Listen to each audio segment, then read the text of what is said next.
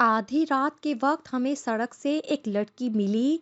मजबूर समझकर हम उसे घर ले आए, लेकिन वो बहुत अजीब लड़की थी। जब भी कोई उस लड़की से सख्त लहजे में बात करता था तो अगले दिन उस इंसान की मौत हो जाती थी।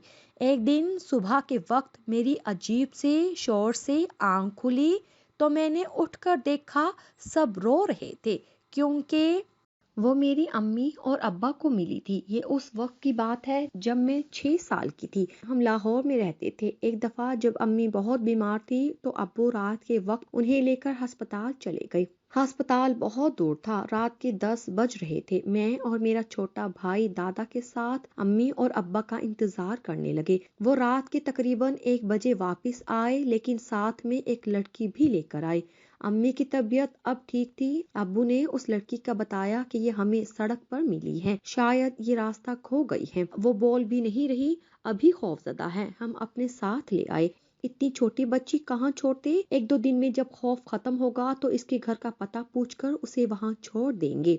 इन सब बातों के दौरान वो अम्मी के पीछे खड़ी थी। अब्बा ने उसका बाजू पकड़कर आगे किया और मैंने देखा उसकी आंखें इतनी सब्ज थी कि मसनूई लगती थी, यूं जैसे कांच की हों। तब उसने मेरी तरफ देखा और मेरे जिस्म में सर्दी की लहर दौड़ गई। उसकी आंखें सर्द थी, बहुत सर्द और अजीब आंखें थी।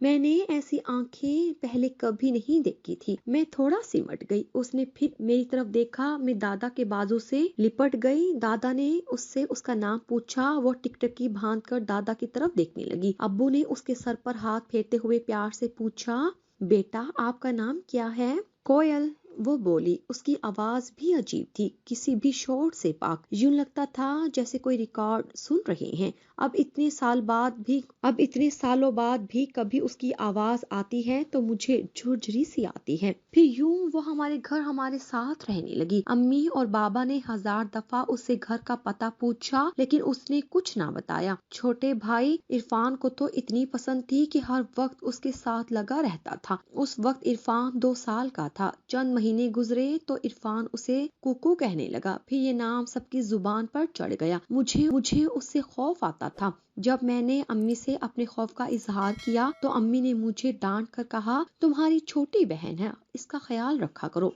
एक दिन जब मुझे ज्यादा डर लगा तो मैंने दादा से जिक्र किया। दादा मेरी बात सुनकर किसी गहरी सोच में गुम हो गए। लोग कहते थे कि कोयल की जैसी खूबसूरत आंखें दुनिया में किसी की नहीं है, लेकिन मैं जानती थी वो खूबसूरत नहीं थी, वो बेजान आंखें थी। उनमें कोई रोशनी, कोई चमक नहीं थी। वो बातें बहुत कम करती थी, जरूरत की बात करती वरना खामोश रहती। अम्मी और अब्बा उसे मुझसे ज्यादा चाहते थे। उसे आए हुए 1 साल गुजर चुका था और मुझे शुरू से उसमें कुछ गैर मामूली महसूस होता था। वो मेरे दादा के साथ सोती थी। मेरी तरह दादा भी उसे पसंद नहीं करते थे। मैंने खुद सुना था, दादा ने कई बार उसे कहा था, ये लड़की वो नहीं है जो नजर आती है। अब्बा हंस के ये बात टाल गए कि आप पता नहीं इतनी छोटी बच्ची को क्या समझते हैं। एक रात जब मुझे नींद नहीं आ रही थी, दादा सो चुके थे, तो मैं लेटे लेटे उसकी तरफ मुड़ी ताकि देख सकूं वो सोई है कि नहीं। और मैं देख के दंग रह गई कि उसकी आंखों से रोशनी निकल रही थी और वो छत की तरफ देख रही थी। मेरा दिमाग सुन्न हो गया।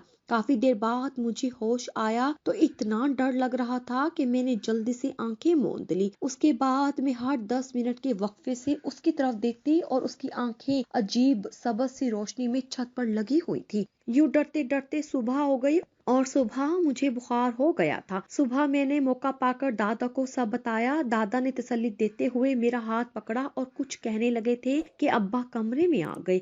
यूं दादा की बात ऐसे ही रह गई। उस रात मुझे कपकपी चढ़ी हुई थी। बार बार नींद से आंखें बंद हो जाती। फिर मैं गहरी नींद में चली गई। रात के किसी पहर मेरी आंखें खुल गई तो देखा कोयल अपनी चारपाई पर नहीं थी। मैंने दादा को आवाज दी। दादा ने उठकर उसे पूरे घर में ढूंढा, लेकिन उसे ना मिलना था ना मिली।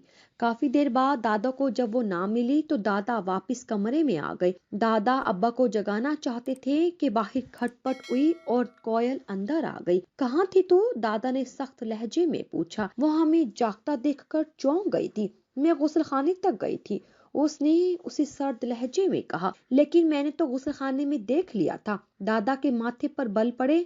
اچھا اب سو جاؤ، آئندہ اس طرح باہر مت پھرنا۔ دادا نے سختی سے تنبیہ کی۔ میں نے بے ساختہ اس کی طرف دیکھا۔ اس کی آنکھیں آگ دے رہی تھی، ان میں واضح انتقام کی جھلک تھی۔ صبح عجیب سی شور سے میری آنکھیں کھلی، میں نے اٹھ کر دیکھا تو سب رو رہے۔ ارد گرد نظریں دوڑائی، کوئل کہیں نہیں تھی۔ میرا دل بے ساختہ دھڑکا۔ میں آہستہ آہستہ چلتی ہوئی صحن کے بیچوں بیچ رکھی چارپائی تک آئی۔ کسی کو سفید چادر سے ڈھک دیا گیا تھا۔ میں نے دھیرے سے چادر چہرے سے کھسکائی اور میری چیخ نکل گئی۔ میرے دادا جا چکے تھے۔ میرے منہ سے بے ساختہ آوازیں نکلنے لگی۔ میں اونچی آواز میں رونے لگی تھی۔ مجھے یقین ہی نہیں آ رہا تھا۔ مجھے اپنا سر گھومتا ہوا محسوس ہونے لگا۔ میں گرنے لگی تھی اور بے ہوش ہونے سے پہلے میں نے دیکھا کوئل دادا کے سرہانے بیٹھی تھی اور اس کا چہرہ سپاٹ تھا۔ دادا کی وفات کے بعد میں کوئل سے اور بھی زیادہ ڈرنے لگی تھی، لیکن گھر میں اس رات کا ذکر نہ کیا۔ نہ جانے مجھے کیا ہو جاتا تھا۔ میں ہر روز سوچتی تھی کہ آج امی کو سب کچھ بتاؤں گی، لیکن پھر جب امی اکیلی ہوتی تھی تو میں سب کچھ بھول جاتی تھی۔ اسی طرح ایک سال مزید گزر گیا۔ اب میں، کوئل اور عرفان ایک کمرے میں سوتے تھے۔ عرفان اب دادا کی چارپائی پر سو جاتا تھا۔ وہ رات کو بے سد سوتا اور صبح جاگتا، لیکن میری اکثر پوری رات آنکھوں میں کٹتی تھی۔ ان دنوں بارشوں کا موسم تھا۔ تب ابو سے گاؤں کے کسی آدمی نے کہا کہ انہوں نے کوئل کو مغرب کی نماز کے بعد بڑی نہر کے پاس دیکھا ہے۔ ابو کو یقین نہ آیا۔ انہیں کوئل پہ بہت بھروسہ تھا، لیکن اکثر لوگ جب یہی کہنے لگے تو امی نے سختی سے اسے باز پرس کی۔ اس وقت تو چپ ہی رہی اور خاموشی سے سنتی رہی۔ اگلے دن امی کو رات کے وقت فالج کا اٹیک ہو گیا اور ان کی ایک سائیڈ بالکل سن ہو گئی۔ اب وہ بول بھی نہیں سکتی تھی۔ اس دوران میں امی کے ساتھ ایک ہفتہ ہسپتال میں رہی اور ہمارے ساتھ دن کے وقت ابا ہوتے اور رات کو ماموں ہوتے تھے۔ رات کو ابا گھر، ایک ہفتے کے بعد امی گھر آ گئی۔ میں نے امی کو چارپائی پر لٹایا۔ اس وقت کوئل کمرے میں نہیں تھی۔ بعد میں جب امی کو دلیا کھلا رہی تھی تو وہ کمرے میں آئی۔ امی نے اس کی طرف دیکھا اور منہ سے عجیب سی آوازیں نکالنے لگی۔ وہ کچھ کہہ رہی تھی، لیکن ہماری سمجھ میں امی کی کوئی بات نہیں آ رہی تھی۔ امی پر کپ کپی چڑھ گئی۔ وہ ہمیں کچھ کہنا چاہ رہی تھی جسے ہم لوگ سمجھ نہیں پا رہے تھے۔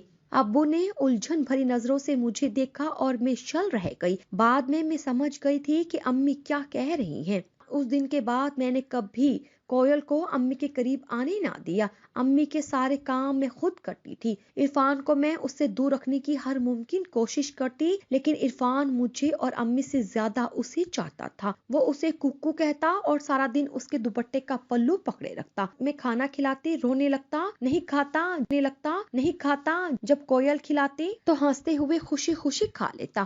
کوئل نے اسے امی سے زیادہ پال پوس کے بڑا کیا تھا۔ اب وہ ایک منٹ بھی اس سے الگ نہ رہتا تھا۔ ابو جب بھی امی کے ساتھ بیٹھتے، امی اشاروں میں انہیں کوئل دکھاتی اور پھر دروازہ دکھاتی تھی۔ شاید وہ ابو سے کوئل کو گھر سے نکالنے کی بات کرتی تھی یا شاید کچھ اور۔ پھر ایک دن امی نے میرے سامنے پانی کا گلاس اپنے بائیں ہاتھ سے کوئل کے منہ پہ مار دیا۔ ان دنوں امی بہت چڑچڑی ہو گئی تھی، بات بات پہ رونے لگتی تھی، برتن اٹھا کے مارتی تھی۔ اس دن امی نے اشاروں میں عرفان کا پوچھا تو میں نے عرفان کو آواز دی۔ وہ کوئل کا ہاتھ پکڑ کر آ گیا۔ امی نے تو پہلے کافی دیر دونوں کو دیکھا اور پھر گلاس اٹھا کے اس کے منہ پہ دے مارا۔ اس کی آنکھ کے اوپر ماتھے پہ زخم لگ گیا۔ وہ دوپٹے سے آنکھ کو دباتے باہر نکلی اور عرفان زور زور سے رونے لگا۔ ساتھ ساتھ وہ امی کو برا بھلا بھی کہہ رہا تھا، کیونکہ وہ امی سے زیادہ کوئل سے مانوس ہو گیا تھا۔ میں امی کو چادر اڑا کر عرفان کو چپ کرانے باہر لے آئی۔ کافی دیر بعد جب عرفان کو سلا کے میں نے دیکھا تو وہ نہیں تھی۔ اندر کمرے میں جا کر دیکھا تو ماتھے پر پٹی بندھی ہوئی تھی اور آنکھیں بند تھی، شاید وہ سو رہی تھی۔ میرے پیچھے پیچھے عرفان نیند میں چلتا ہوا آیا۔ کوئل کی آواز پر اس نے آنکھیں کھول کر دیکھا تو عرفان اس کے سرہانے کھڑا تھا۔ وہ عرفان کی طرف دیکھ کر مسکرائی اور میں باہر نکل گئی۔ کبھی کبھی مجھے لگتا تھا کہ وہ عرفان کو ایک ماں سے بھی زیادہ چاہتی ہے۔ اس سے 2 روز بعد امی کی وفات ہو گئی اور ہمارا گھر تو جیسے بکھرنے لگ گیا۔ ہم سے خوشیاں دور ہونے لگی۔ اب ابو بھی کوئل سے محتاط ہو گئے تھے۔ وہ گھر کا اپنے ہر کام کے لیے مجھے آواز دیتے۔ ایک دن ساتھ والے گھر والوں کی بلی رات کے وقت ہمارے صحن میں آ گئی۔ وہ باہر صحن میں گھوم رہی تھی، اندھیرے میں اس کی آنکھیں چمک رہی تھی۔ ابو نے جب مجھ سے کوئل کے بارے میں پوچھا تو عرفان نے بلی کی چمکتی آنکھوں کی طرف اشارہ کرتے ہوئے کہا، یہ ہے کوئل۔ اور میں منجمد ہو گئی۔ کیا عرفان کو بھی پتا تھا؟ شاید عرفان کو پتا تھا، لیکن اس حوالے سے نہیں جس حوالے سے مجھے پتا تھا۔ پھر ابو نے ایک دن اکیلے میں مجھ سے پوری بات پوچھی۔ جب میں نے ان کو ساری بات بتائی تو وہ گہری سوچ میں گم ہو گئے۔ پھر ابو اگلے دن کسی عالم کو لے کر آ گئے۔ اس عالم نے پوری ایک رات گھر کے صحن میں چلا کاٹا اور صبح کے وقت انہوں نے ابو سے جاتے ہوئے کہا، شفقت صاحب، آپ کو اور آپ کے گھر والوں کو وہم ہو رہا ہے۔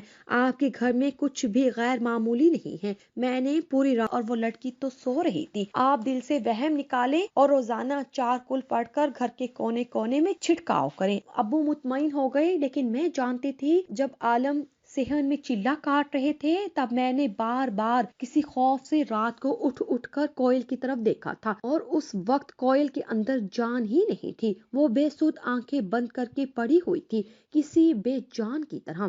میں نے کافی غور سے دیکھا تھا، اس وقت اس کی سانس بھی نہیں چل رہی تھی، وہاں خاموشی تھی، مکمل خاموشی۔ عالم کے جانے کے بعد میں صحن میں صفائی کر رہی تھی، تب کوئل میرے پاس آئی۔ میں نے مڑ کے دیکھا تو وہ میرے پیچھے کھڑی تھی۔ تم کچھ بھی کرو، میں تب تک تمہارے ساتھ رہوں گی جب تک تم رہو گی، مجھے نکالنے کی کوششیں چھوڑ دو۔ اس کے لبوں پر پر اسرار مسکراہٹ چھا گئی اور میں یکٹک اسے دیکھنے لگی۔ کافی ٹائم بعد مجھے ہوش آیا تو وہ اسے دیکھنے لگی۔ کافی ٹائم بعد مجھے ہوش آیا تو وہ جا چکی تھی۔ پھر پورا دن مجھے عجیب سی بے چینی ہوتی رہی۔ عرفان ککو ککو کہتے ہوئے اس کے پیچھے چلتا تھا اور میں عرفان کے پیچھے پیچھے لگی رہتی تھی۔ اس رات مجھے نیند نہیں آ رہی تھی۔ گرمیوں کے دن تھے۔ رات کو کروٹیں بدلتے بدلتے مجھے نیند نہیں آئی تو میں اٹھ کے بیٹھ گئی۔ باہر کھٹ پٹ سی ہوئی، شاید صحن میں بندھی بکری اچھل رہی تھی۔ میں نے کوئل کی طرف دیکھا، وہ سو رہی تھی۔ ابو بھی ہمارے ساتھ سونے لگے تھے۔ میں نے ان کو جگایا تو وہ لالٹین روشن کر کے صحن میں آئے۔ میں بھی ان کے پیچھے پیچھے آئی۔ صحن میں ہم نے ادھر ادھر ہر جگہ دیکھا، کچھ بھی نہ تھا۔ بکری اب آوازیں نکالنے لگی، تب ہم نے قریب جا کے دیکھا تو بکری سے ذرا فاصلے پر ایک بڑا سا سانپ تھا۔ ابو نے فوراً گھر کے کونے پر رکھا بیلچہ اٹھایا۔ سانپ اب پھنکار رہا تھا۔ ابو نے جب بیلچے سے وار کیا تو وہ اس کے رہ گیا۔ سانپ مڑ کے دیوار پہ چڑھ گیا۔ دیوار بہت پرانی تھی اور بالکل گرنے والی ہو گئی تھی۔ ابو نے جب بیلچے سے دیوار پر لگاتار وار کیے تو دیوار کے درمیان سے ایک پتھر نکل گیا اور پوری دیوار گرنے لگی۔ سانپ نیچے تھا اور اوپر دیوار کا ملبہ تھا، صرف اس کا سر بچ گیا تھا۔ مجھے کراہیت سی محسوس ہوئی تو میں واپس کمرے میں آ گئی۔ اندر آ کر دیکھا کوئل اسی طرح سو رہی تھی۔ ابو بھی بکری کو صحن کے دوسرے کونے میں باندھ کر آ گئے اور اپنی جگہ لیٹ گئے۔ صبح جب میں اٹھ کر ناشتہ بنا رہی تھی تو کمرے سے شور کی آوازیں آنے لگی۔ میں بھاگ کر کمرے میں گئی تو عرفان رو رہا تھا اور ابو کوئل کے سرہانے کھڑے تھے۔ میں نے گھبرا کر اس کی طرف دیکھا اور وہاں سکوت تھا، مکمل سکوت۔ ذرا سی دیر میں ارد گرد کے لوگ اکٹھے ہو گئے۔ میرا بھائی عرفان چیخ رہا تھا۔ اس کو روتے دیکھ کر میرے بھی آنسو نکل آئے۔ اب اس کی جانے کے بھی آنسو نکل آئے۔ اب اس کی جانے کے بعد ایک ایک پل آنکھوں کے سامنے گھوم رہا تھا۔ کوئل کو آخری غسل دینے کے لیے مدرسے کی باجی نے مجھ سے کہا، اور میں چونکہ اس کی ایک ہی بہن تھی تو یہ ذمہ داری خود بخود مجھ پر آتی تھی۔ میں نے جب اسے غسل دیتے وقت دیکھا تو اس کا جسم لہو لہو تھا، ہڈیاں تک ٹوٹی ہوئی تھی اور گردن سے نیچے ہنسلی کی ہڈی کے پاس زخم تھا، وہی بیلچے کا نشان۔ اور میں رات کو ہی جان گئی تھی کہ کوئل جا چکی ہے۔